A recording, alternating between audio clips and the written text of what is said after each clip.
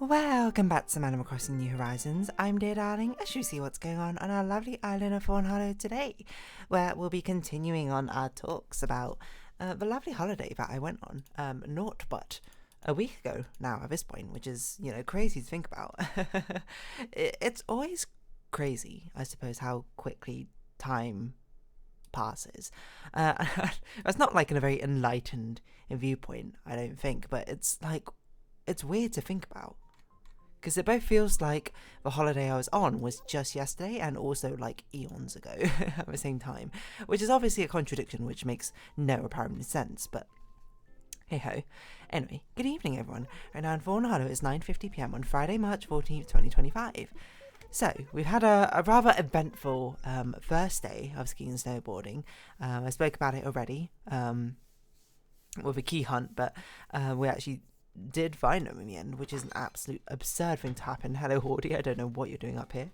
I also say in my pocket camp, now I think about it, I've nearly got all the Fawnhallow villagers into my camp now. The only one I'm missing is Vivian. I've not been able to find her map island. So that's the hunt continues for that. But we've nearly got all of Fawnhallow in, which is fun to say. And I did actually decide in the end that no, I'm gonna actually recreate the Fawnhallow's actual concept rather than making this sort of like host club thing that I was doing originally on Pocket Camp. I mean, maybe there's still room to do that in because there's actually a lot of things you can customize in Pocket Camp, but at least on a base camp I'm going to try and recreate this idea of the deities that they are, because you actually have furniture items to make it, reasonable to happen in Pocket Camp. But it just means I need to wait for seasonal things to come and go, because I need to wait for the right clothing and furniture items to come. So we're in it for the long haul. But anyway, that's not the point. Skiing and snowboarding. So the second day I feel like was much more of a normal day when it came to actual skiing and snowboarding, stuff in general. I can't remember what I did as much. The first day was wild, starting on greens, then immediately going to a red and then doing reds and blacks for the rest of the day. Despite the fact, well, I'll be perfectly honest, I didn't think I had the skill point where I should be. Well, reds were okay, actually. By the end of a holiday, I was like, oh yeah, okay, I think red is just about the level I'm sort of encroaching at, because I found blues to be too easy, if anything. But reds were a nice sort of challenge. Blacks were definitely out of question, but that was, my own fault, so what can I really say? But this time we split up significantly more, just we've seen the mountains, we've seen the tracks and everything. We know kind of what we all want to do. So I think I spent the morning, I warmed up on one of the easier, or one of the harder quite greens, and then I went to the blues, because I was like, I never actually got to check out these blue routes, so let's see what they are. And I remember that there's one, you got the button lift, or praise be the button lift, and you go to the left or right, and these are ones that some of my other friends were doing the previous day, and I checked them out. The one to the right I actually liked quite a lot. It was this nice sort of curving path through the woods, which honestly was super aesthetic, if anything, and it was great practice for, well, actually it wasn't that great practice for the turns, because it was very closed off, if anything, which meant that I basically didn't have many opportunities to practice the turns, only at the big corners, compared to some of the other routes which are really wide and open, and you can sort of slalom down. And then the route on the left, was actually crazy, because I did a right one, a couple of times or something, and I was like, okay, that's kind of cool. Let's see what the left one's about.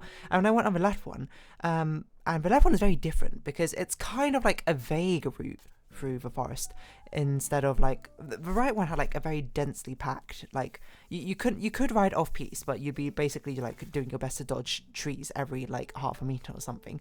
I'm sure if you were more skillful you could do it. I did not, so I just followed the actual destined route.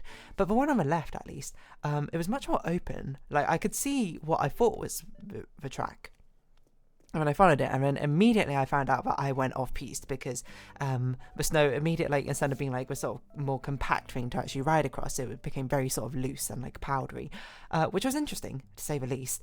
But like I basically rode off-piste for the entirety of the route, not intentionally. Like I was just gonna follow the trail down, and then we'll see how it goes. I'll ride off-piste if necessary. But it was really weird because it was really flat at the beginning, which is basically impossible to do as a snowboard. And later when I came back, I didn't realize this. I like skated across, and then I was like, okay, well, I refused to unbuckle myself, so I very slowly sort of like shuffled my way across, which was really awkward because there was actually like someone from the staff like working with, well, I'll get to that story in a second. They must have thought I was just absolutely crazy. But it's because it goes like super straight and flat for like a good, I don't know, like 10-15 meters or something. But the route I took the first time, like it looked like there was a path which curved immediately off to the left in the first few meters, and I was like, that must be the route. It turns out that was not. That was off-piste, and it was very, very bumpy is all I recall. I remember going down it and being like, whoa, I definitely bit the snow many times off-piste there. I didn't expect to. But it was just like, it was so insanely bumpy, and I was very much not used to it. But it was honestly a great challenge, I think, all the same. And I actually did a mini jump there because I remember my friend was talking to me. My friend is he's a very sort of like hype man. He's like, yeah, you got to do this. Yeah, why not? Try it, etc., etc., etc. And when I told him, that I was like, oh yeah, like the last thing I remember doing in my snowboard lessons was we were like kind of learning how to do jumps, and he was like, you gotta do a jump in this holiday, you gotta try it. And I was like, I'm obviously not going to do that because I try to see myself as a voice of reason. If anything, maybe I'm a voice of restraint a lot of the time. So I was like, obviously I'm not going to do that, we'll see how it goes. But I was already off-piste, and I was already falling like every 10 meters or something. And at this point, you know, I guess in my mind, I kind of went, well, if I'm already going to fall every 10 meters, I might as well try and jump on this really like bumpy ride that I'm sort of doing. And no joke, I was just like, all right, next time there's a big like sort of jump off, I'm going to try and do a jump. And lo and behold, I did a jump on my snowboard. Nothing crazy. It was very, very tiny. It was, if anything, like a little bunny hop. But I did it. Like I went up ramp and whoop, there we go. And incredibly, I managed to land it. I have no idea how I managed to land it. I guess I must have been going like really slowly or something. But that was like a sense of like pride, I guess, where I was just like, whoa, I actually did something, you know. And like 13-year-old me doing her snowboard lessons way back in the day would have been so proud to hear it. I then did also like immediately fall. The worst I fell, I think, not but 10 meters afterwards. It like I had, I think, the roughest falls when I was riding off piste there. Like I can't even remember exactly what happened. I had some brutal one where I just like fell over to the front and like sort of like starfish skid down. I don't even know how I did it. Anyway, I got to the end and I was like, all right, I'm not doing that route again. That trail sucked. I can't remember what else I did throughout the day, but at some point, you know, I reconvened with my friends, because I think, oh no, that's it, like we were helping some of the ones who were less experienced on the trail, or maybe that was after lunch, I can't remember. No, that might have been after lunch, I don't remember. For some reason I remember I was separated from my friends, and then I like met them again when they all went down a trail or whatever. Anyway, the long and short is we went to have lunch. We all went up the chairlift with our skis, snowboards, etc., etc., to have lunch, because there was a restaurant at the bottom, like a ski lodge restaurant at the bottom of everything, and there was one at the top of this hill, a chairlift which goes up, and there was like 6 different routes off the top there. Again, chairlifts goated in my opinion, as the go-to ski lift of choice. I have a lot of random photos in my album I can see of like my snowboards, especially after the time my snowboard got taken, and I felt like it would be really bad this time if it got taken, because I was like, then I would have to not snowboard down somehow. Anyway, it's a nice sort of viewpoint at the top where we took a lot of photos of us as a group, all having a nice time. I didn't even realise it, but I kept my ski goggles on for a lot of these photos. Not intentionally, I just sort of did. There was a nice Saraselka. I don't even know how you say it. Hold on, let's see how you say it. Saraselka. It's an A with a dot on top of it. It's a municipality. There you go. I want to know how you pronounce it. Is there like a pronunciation? Maybe I can do Google Translate finish. Why? Normally when you type translate into Google, it actually opens it up. So I don't know why it's not doing it this time. Okay, let's see. Saariselkä. Saariselkä. So anyway, there was a big sort of like Hollywood sign at the top which said Saariselkä, which was very, very cool. We took a photo in front of it. I think these group photos are really fantastic. It's great to see just all of us together. And then afterwards, we took a blue route down from the top of a mountain. This is a one where those of us who are more experienced were trying to help ones who are less experienced on their first... It's not even their first, like, ski down, but it's certainly something to challenge them. Because the one who was the best in our group, she was very much, I feel like, very encouraging, being like, oh yeah, I feel like you could do this. Like, you could always do ones, like, above your certain skill level. And I do truly, genuinely believe she genuinely believed that. And certainly to an extent it's true, but also certainly to an extent that the simplification of things means it's not exactly something which can just happen just like that, you know. And I'm not going to speak for the beginners' experience on their behalf, but I think they certainly learned a lot. There was like a very steep section during it, which, you know, certainly took some time to get down. I'm not going to speak on how they found it, to be honest, but I think they learned a lot, and they improved certainly quite a lot, especially with like the limited experience they even had in the first place. But yeah, it was honestly great fun. It was very tiring afterwards, and I will say that my thighs killed a lot from the first day, but not too badly actually. So maybe it shouldn't kill. Maybe they were just like they were aching. But the thing I said, which is absolutely crazy, is the practice like session we had like 2 weeks before the actual holiday. My muscles were just in all sorts of like aching pain after doing it, just on the dry slopes. Probably because that was the first time I'd snowboarded in like 15 years, and I didn't really remember how to do it, and I was super nervous the entire time. But after the 2 days of skiing snowboarding on this holiday, my muscles were actually completely fine. Like my legs were definitely tired, but they were not like the next day. Completely fine. No residual aching pain. I will say my bruises were absolutely crazy though. I had a lot of bruises on my knees because it's very common to, at least in my case, when you're snowboarding, fall over, you like fall down on your knees. I always have this crazy bruise. I don't know how to describe it. Like if we take your right leg and put your hand on your knee, and then if you go around the outside of your leg, like you're reaching down to the underside of a knee. If you stop like halfway through and go slightly down the thigh, I had a massive, like very, very vibrant bruise there, which I have no idea how that even happened, because it didn't even hurt or anything. I didn't even notice it. A friend pointed it out to me, and I was like, whoa, I didn't even see this bruise. It's nothing crazy, because I do actually bruise quite easily. It was very common throughout childhood for me to sort of walk around my parents and be like, where did that bruise come from? And I'm like, what bruise? And I look down and I'm like, whoa, I have a bruise there. How did that happen? I don't know. My theory is that sometimes I walk into things and then I forget about them, or like during when I sleep, maybe I like bump into something. I think probably what most likely is like I bump into something and then I don't think anything about it, and then like it turns out I get a bruise there and I'm like, whoa, when did this happen? But yeah, I definitely, I wouldn't say I had the worst bruises out of all my friends. I don't know actually if that's true or not, because I didn't see a lot of my friends' bruises. But they were definitely like bad enough that my friends were like, whoa, are you okay? Like, what happened? And I was just like, oh no, it's nothing crazy, nothing serious. And by now, I'd say it's mostly sort of like faded away, all the bruises. I didn't take a photo of them. Probably not that interesting.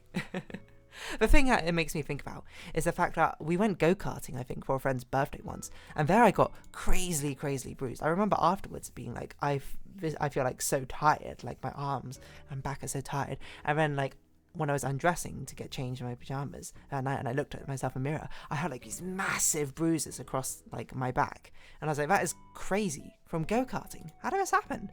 I don't know. But yeah, that's what I recall. So certainly, while I had quite a smattering, I suppose, of painful leftovers, I suppose, from the holiday, honestly, it wasn't actually that bad in the end.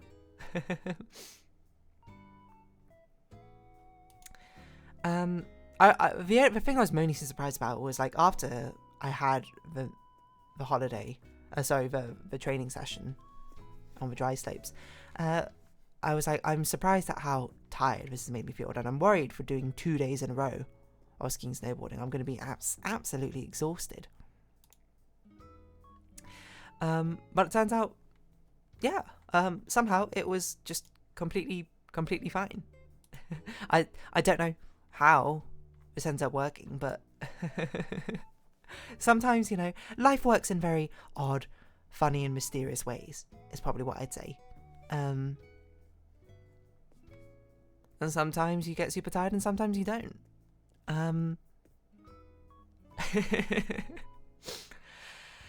But yeah, I'm trying to think of like what other sort of stories were there from skiing, snowboarding. Because the rest of the photos are things afterwards. See, it's quite hard to actually get photos, I think, while skiing or snowboarding. My friend brought a GoPro because he wanted us to be able to like hold it and sort of record as I went down, and I said absolutely not. I feel like I'm gonna not be comfortable enough holding something while snowboarding.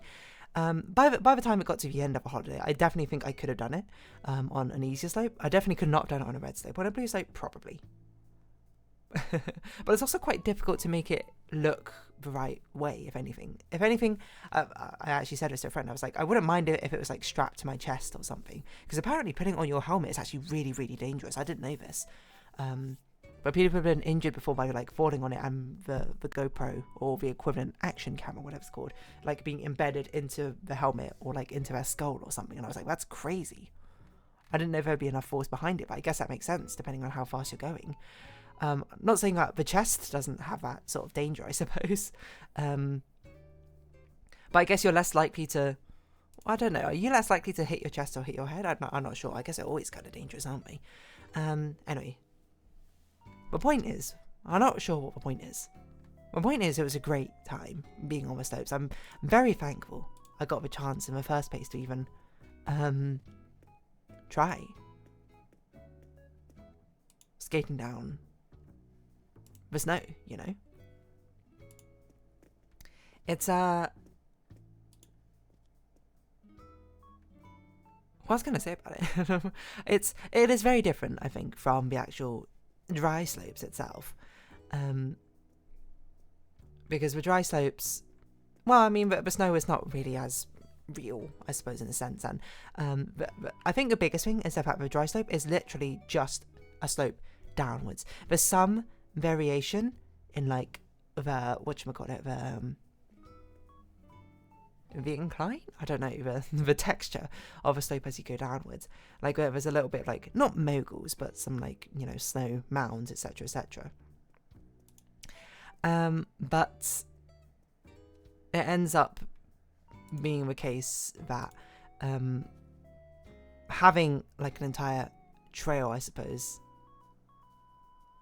itself, to sort of be able to navigate, be able to sort of carve your own experience out, pun slightly intended, gives a lot of room for you to have more fun with it.